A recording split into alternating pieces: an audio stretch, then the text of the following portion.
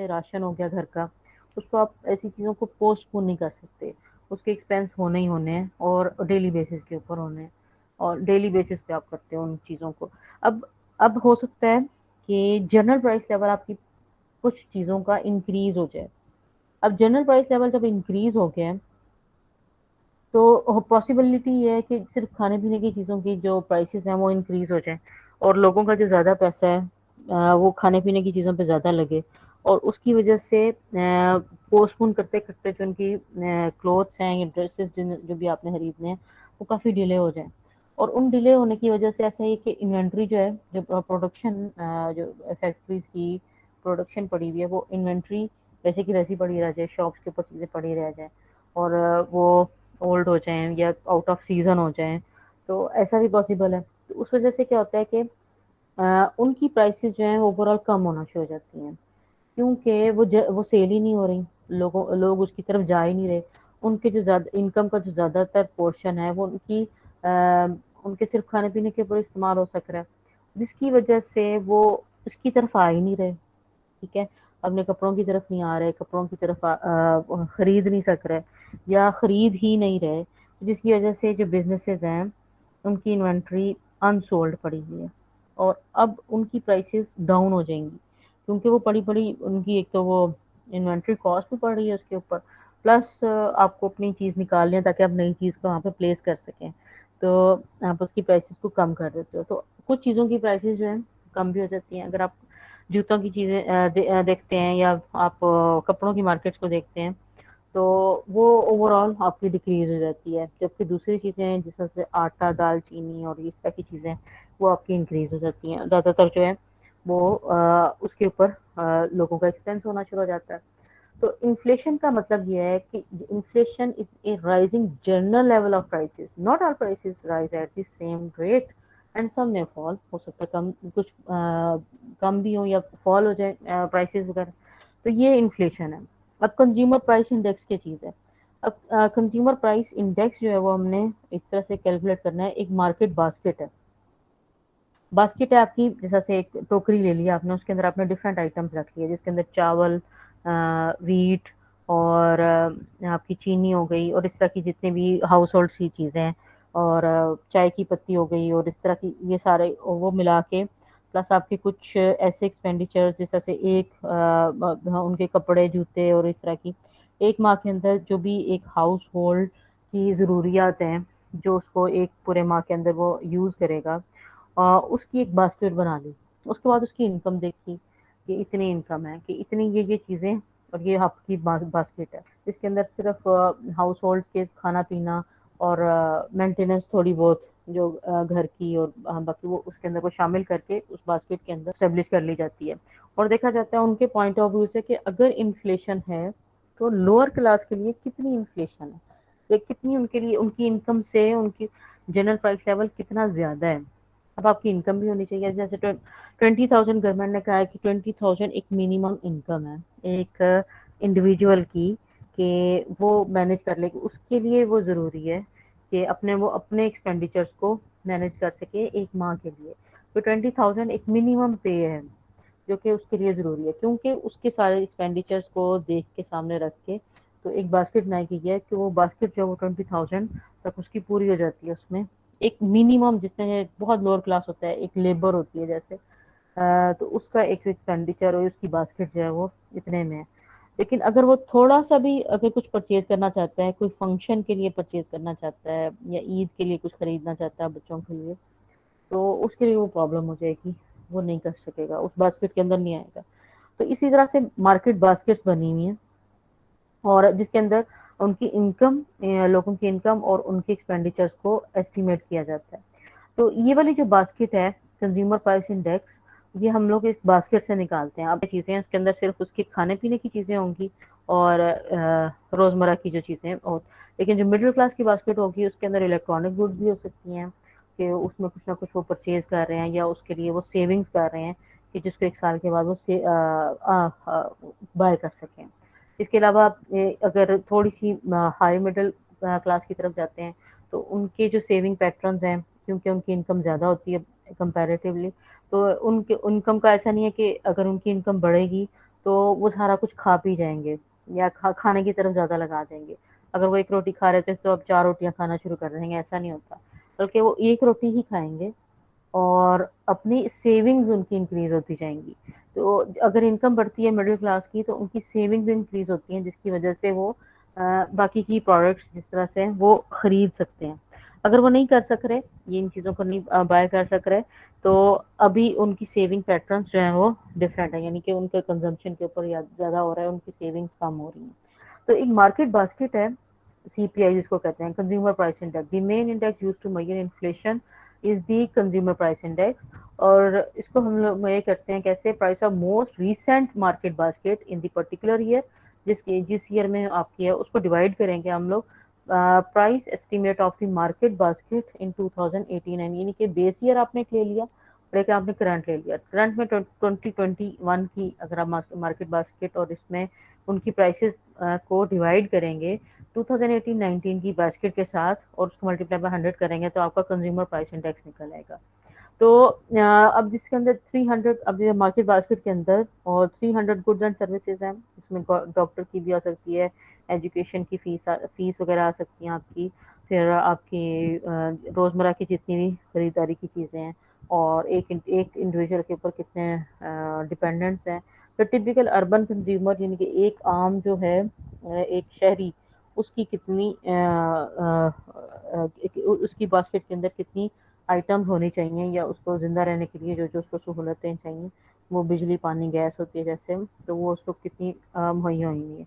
तो और 2 year update उसमें हमें चाहिए होती है क्योंकि प्रीवियस ईयर की भी अपडेट चाहिए और एक एक करंट ईयर की भी चाहिए। जब हम लोग इसको मेजर करते हैं तो इन्फ्लेशन को, तो measure inflation subtract last year's price index from this year's price index and divide by last year's index, then multiply by 100 to express as a percentage. ठीक है, मल्टीप्लाई बाय 100 करना है, पहले हमने करंट ईयर की price में से previous year को माइनस करना है, divided by previous year, multiply by 100, ये आपकी इन्फ्लेशन रेट मेजर करने का फार्मूला है।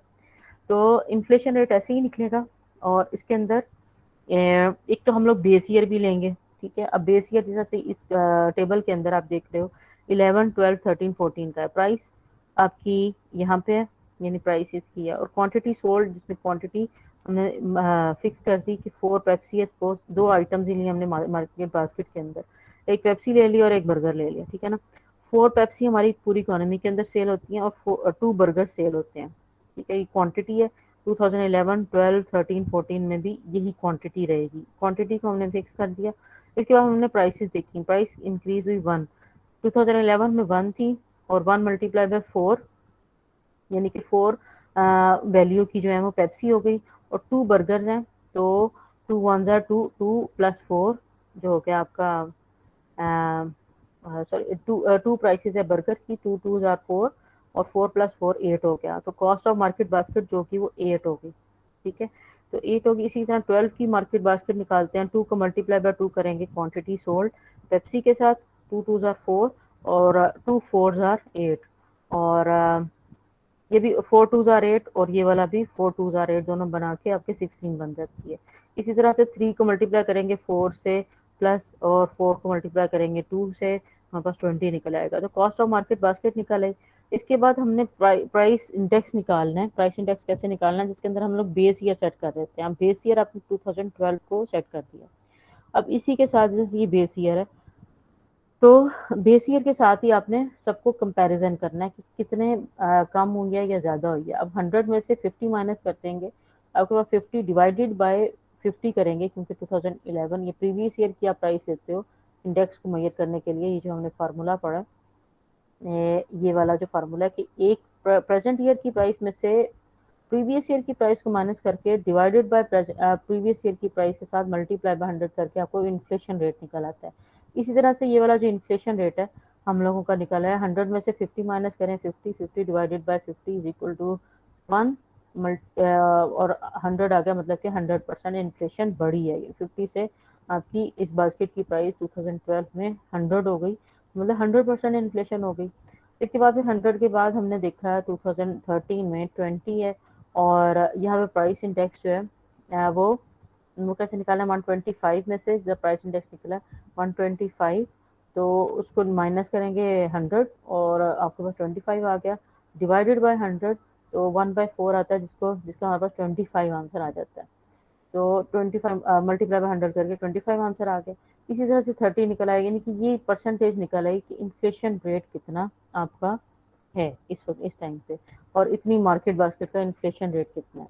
और बेस ईयर जो आपने बेस ईयर आपने 2012 ही लिया है। तो बेस ईयर पे जैसे हम लोग जीडीपी, रियल जीडीपी और वो ग्रोथ रेट निकालते थे कि हम लोग बेस ईयर को कंपैरिजन करके उसकी चीज़ें करते थे, तो इसके अंदर भी हम लोग इन्फ्लेशन के अंदर भी यही चीज़ कर रहे हैं।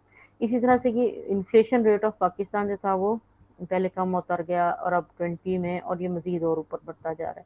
कि general price level overall increase हुआ, जबकि प्रोडक्शन उसके मुकाबले में इंक्रीज नहीं हुई, जिसकी वजह से प्राइसेस वैसे ही इंक्रीज हो गई हैं, ओवरऑल इंक्रीज हो गई हैं प्राइसेस, क्योंकि प्रोडक्शन उस तरह से नहीं है। और की जो इन्फ्लेशन है, थोड़ी बहुत इन्फ्लेशन जो होती है ना वो काबिल बर्दाश्त होती है, वो अच्छी भी होती है। 2 से 3% अगर इन्फ्लेशन होती है तो वो आपकी अच्छी होती है, अच्छी कंसिडर की जाती है, क्योंकि वो ज़रूरी भी होती है। अब जैसे पॉपुलेशन हमारी बढ़ती जाती है, अगर एक इंडिविजुअल का एक बच्चा था 1 साल में, हो सकता है नेक्स्ट ईयर में उसके 2 बच्चे हों, तो पॉपुलेशन इंक्रीज हुई और उसकी वजह से उसकी इनकम भी इंक्रीज होनी ज़रूरी है। तो जब तक हम लोग इन्फ्लेशन नहीं यानी कि चीज़ों की प्राइसेस नहीं बढ़ाते, तो हम लोग मजदूर को ज़्यादा पे नहीं कर सकते।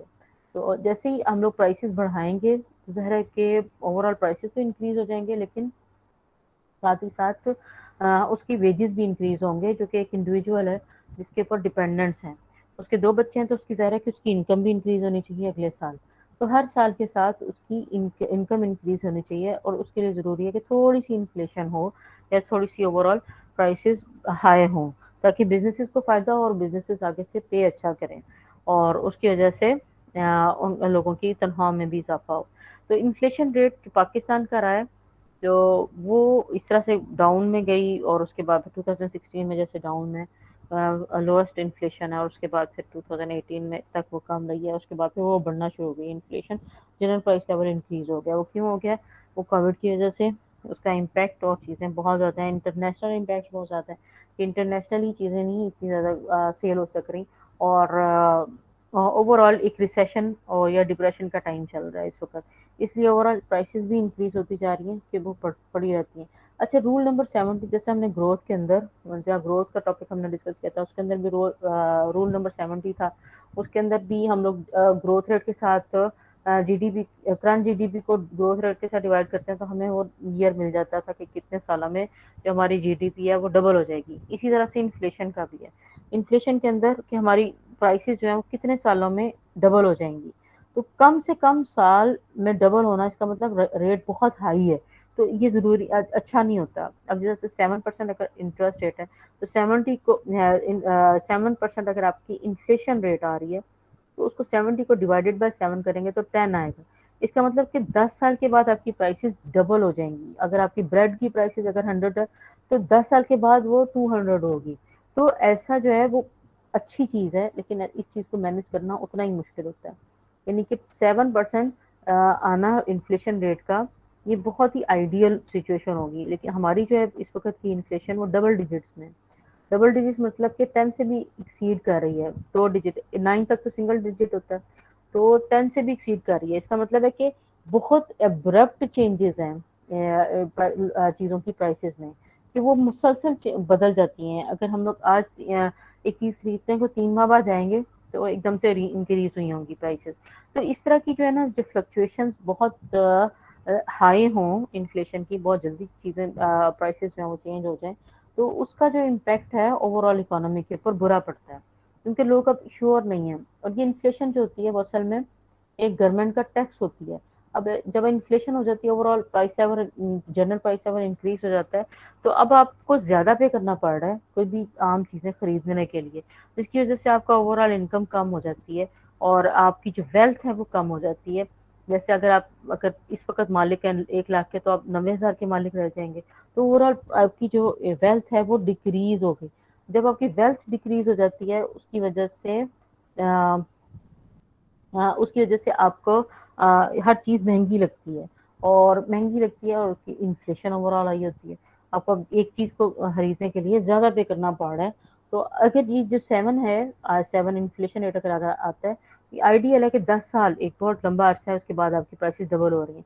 लेकिन हम लोग देखते हैं कि 2 से 3 साल या 4 साल के बाद, मैक्सिमम 3 साल के बाद अगर आप देखते हो तो चीज़ों की प्राइसेस डबल हुई होती है। यानी कि हमारे इनकम के सोर्सेस उस तरह से नहीं बढ़ रहे, या हमारी इनकम उस तरह से नहीं बढ़ रही होती, लेकिन उसी इन्फ्लेशन या चीज़ों की प्राइसेस उससे ज़्यादा बढ़ रही होती हैं। तो ज़रूरी ये होता है कि जैसे-जैसे हमारे रिसोर्सेज़ बढ़ रहे हैं, जैसे-जैसे प्राइसेज़ बढ़ रही हैं चीज़ों के, हमारे रिसोर्सेज़ भी बढ़ें, ताकि वो बैलेंस किया जा सके। और ओवरऑल ये जो लोगों की जो परचेज़िंग पावर है उन उसको बढ़ाया जा सके। तो इफेक्ट्स ऑफ इन्फ्लेशन क्या, in past deflation has been much as problem as inflation. Deflation जो थी वो उसमें भी प्रॉब्लम थी, जाहिर है कि उस वक्त प्राइसेस की ओवरऑल, जैसा डिप्रेशन का पीरियड उन्होंने बताया 1930s का, तो उसके अंदर प्राइसेस जो थी वो डिक्रीज हो गई थी।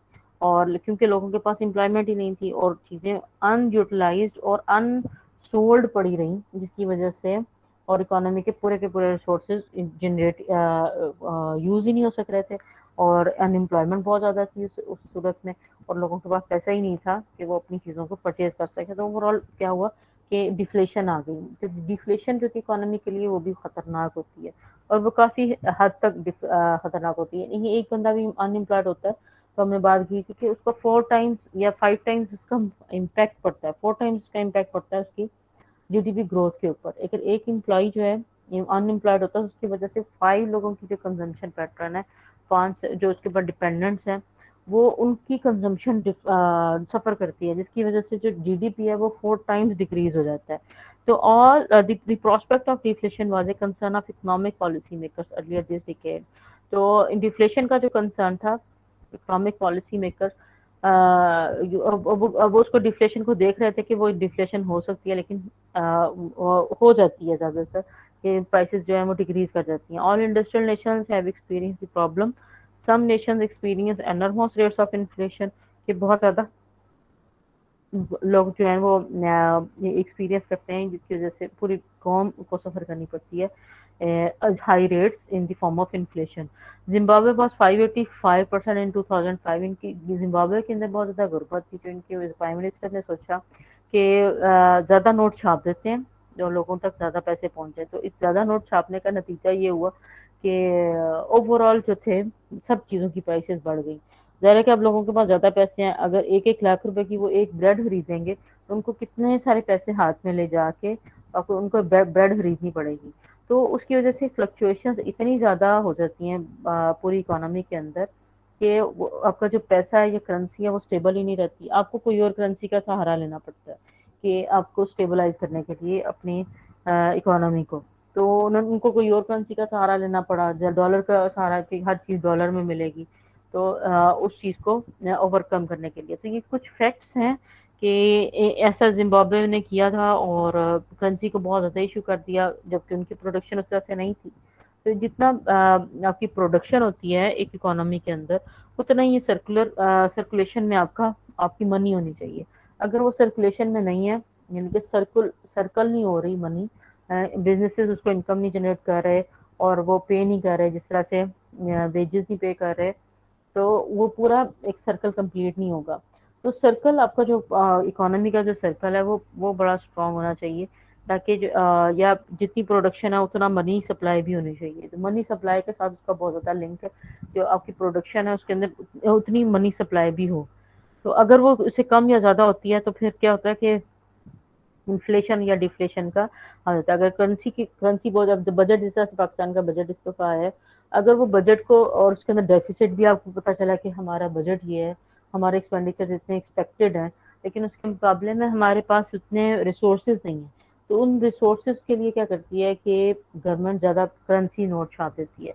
तो करेंसी नोट छापने की वजह से क्या होता है कि लोग जो हैं अब उनकी प्रोडक्शन तो इंक्रीज नहीं हुई, सिर्फ उन्होंने करेंसी को छापा है। तो करेंसी इंक्रीज होती है, उसकी वजह से अब हर एक के पास ज़्यादा पैसा आ गया, क्वांटिटी में ज़्यादा आ जाएगा, लेकिन उसकी वैल्यू उतनी डिक्रीज कर जाएगी। क्यों डिक्रीज कर जाएगी? क्योंकि ओवरऑल वेल्थ आपकी डिक्रीज हो गई। आपके आपके पास अब प्रोडक्शन, यानी कि पहले एक चीज 1 रुपए की एक थी, और उसके अगेंस्ट करेंसी 1 रुपए की 1 रुपया जनरेट किया हुआ था। अब आप उसी एक के ऊपर 2 रुपए जनरेट कर देते हैं, या 2 रुपए की करेंसी उसके, यानी एक चीज़ की प्राइसेस जो है वो 2 रुपए बढ़ गई, या तो आपकी करेंसी भी 2 रुपए होगी, ज़्यादा होगी, लेकिन वो एक ही चीज़ है, क्वांटिटी उतनी है, लेकिन ओवरऑल प्राइसेस वो इंक्रीज हो गई। अब वो बाय करने के लिए आपको 2 रुपए देने पड़ रहे हैं। अब 2 रुपए अर्न करने के लिए अब लोग भी ज़्यादा कमा रहे हैं, जिसकी वजह से ओवरऑल प्राइसेस तो इंक्रीज हो गई हैं, लेकिन प्रोडक्शन इंक्रीज नहीं हुई। तो जब प्रोडक्शन नहीं इंक्रीज होती, या ओवरऑल आपकी इकोनॉमी उसको स्ट्रीमलाइन नहीं होती, तो फिर क्या होता है, इन्फ्लेशन आ जाती है, और इन्फ्लेशन को फेस करना पड़ता है, और उसको मैनेज करने के लिए हर गवर्नमेंट इस चीज़ को मैनेज करती है। अब दो तरह की जो बेसिक इन्फ्लेशन, जिसका हमने लास्ट क्लास में भी बात की थी, कि एक डिमांड पुल इन्फ्लेशन होती है, एक कॉस्ट पुश इन्फ्लेशन होती है। अगर आपकी इकोनॉमी के अंदर किसी चीज़ की आइटम की डिमांड बढ़ गई है, तो उसकी वजह से जो इन्फ्लेशन आती है, उसको डिमांड पुल इन्फ्लेशन कहते हैं।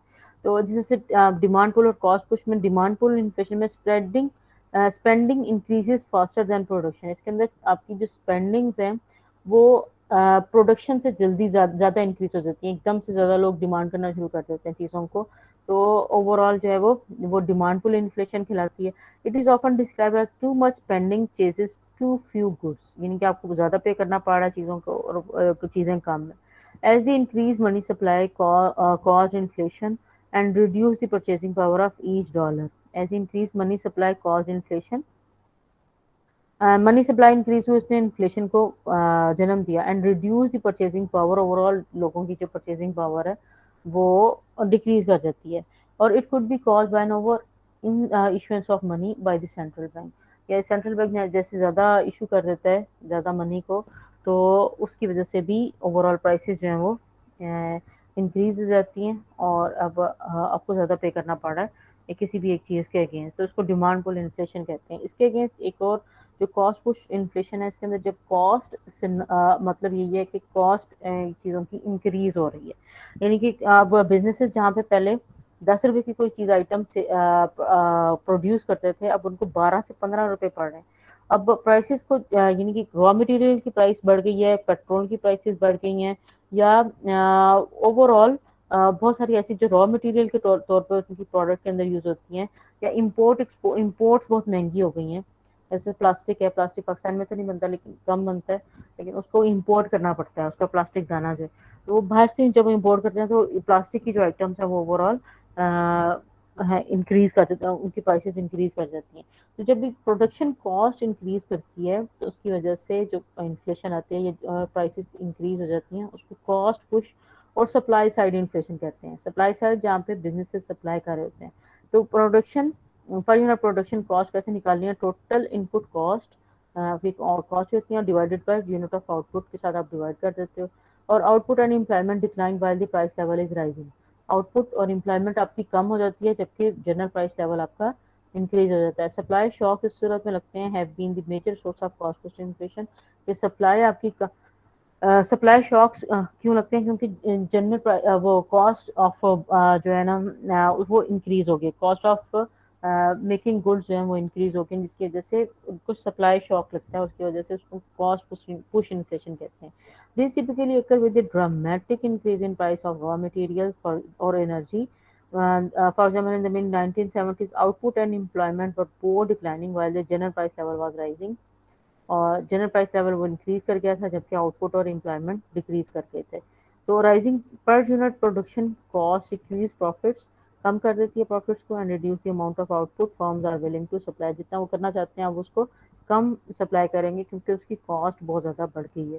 तो जो लोग जो हैं उसको परचेज नहीं करते हैं, उनकी परचेजिंग पावर इतनी नहीं है, और उस चीज़ को के लिए ज़्यादा पे नहीं कर सकते, इसकी वजह से अनसोल्ड गुड्स रह जाती हैं। The economy supply of goods and services declines and the price level rises. तो प्राइस लेवल जो है वो इंक्रीज कर जाता है ओवरऑल। तो अगर वो कॉस्ट की वजह से हो, आपके overall general price level increase कर दे कॉस्ट की वजह से, कि कॉस्ट इंक्रीज हो गई है, तो उसको हम लोग कॉस्ट पुश इन्फ्लेशन कहते हैं।